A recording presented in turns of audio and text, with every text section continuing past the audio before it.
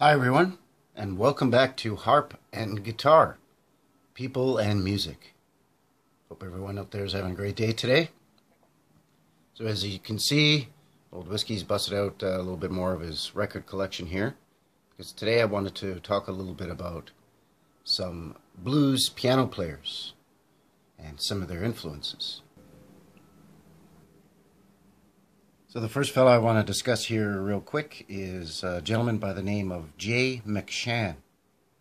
The great thing about Jay McShann was that not only does he have a long history of playing blues piano, starting in the late 30s and early 40s, but he's got quite a vast library when he teamed up with Big Joe Turner in Kansas City through the late 40s and early 50s.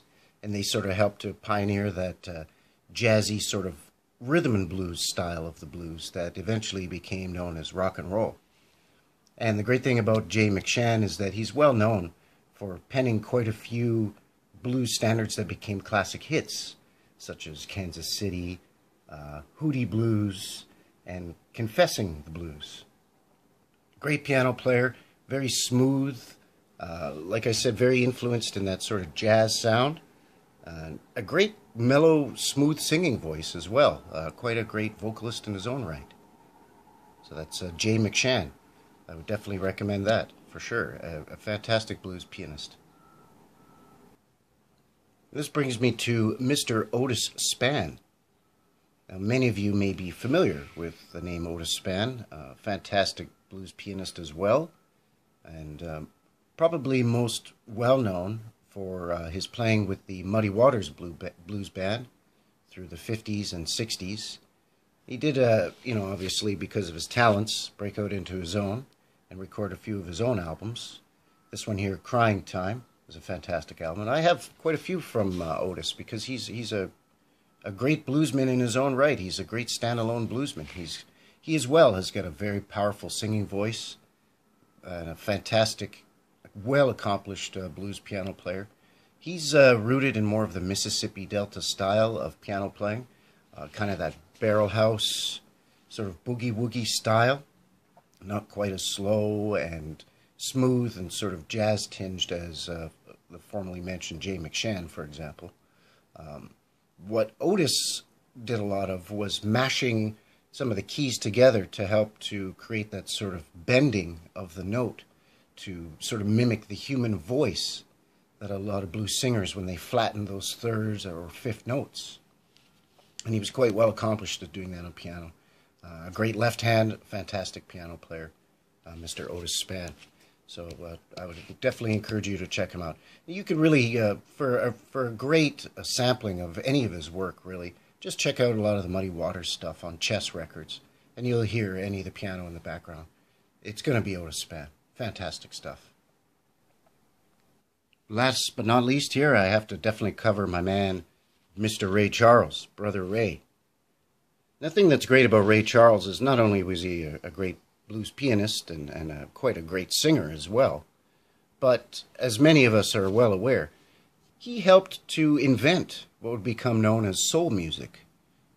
Ray Charles combined basic 12 and 8-bar blues standards with gospel singing.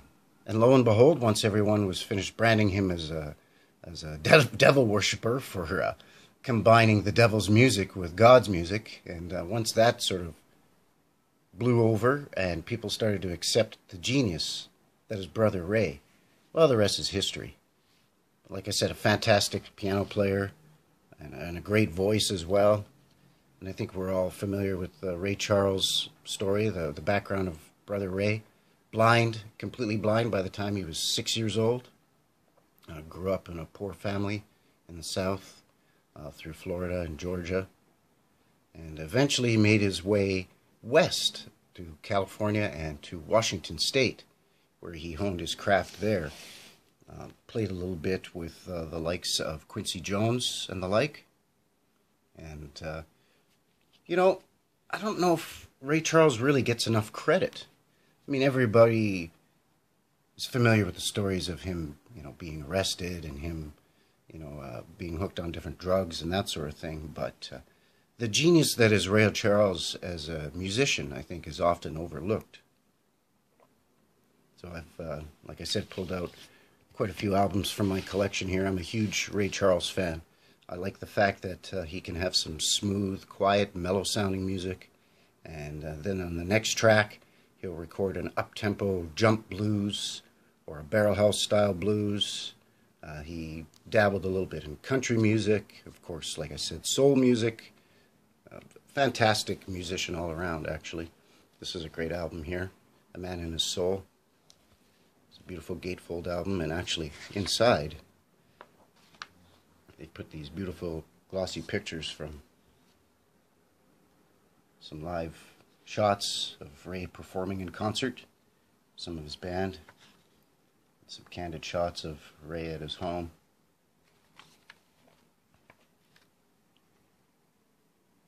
Very nice stuff here. Georgia on My Mind, Busted, Hit the Road Jack, Crying Time, you name it. Ray Charles was a huge influence on everybody else as well. I think a lot of that has to do with the fact that he toured quite extensively. He toured Europe, and as a result, he got to be quite well known throughout the world. This is a recording that he did in France, late 50s actually. Some of the footage actually you may have seen from the movie Ray, the Ray Charles story with Jamie Foxx, if anybody had ever seen it. It's that one scene. It's kind of a montage where it shows him performing different concerts in Europe, and the one where he's performing in Paris, France, and this is actually the album of that live recording. So there you have it, a little bit of some blues essentials from my record collection here on some fantastic blues piano players. So I think that's going to do it for today here at Harp and Guitar, People in Music. I want to thank you very much for coming by and spending a little time with us here today. And as always, let us know what you think in the comment section below. Don't forget to like and share the video. And if you haven't already, please subscribe here to Harp and Guitar, People in Music. So I hope everyone has a great day. Thanks again for coming by. Really appreciate it. Take care now. Bye-bye.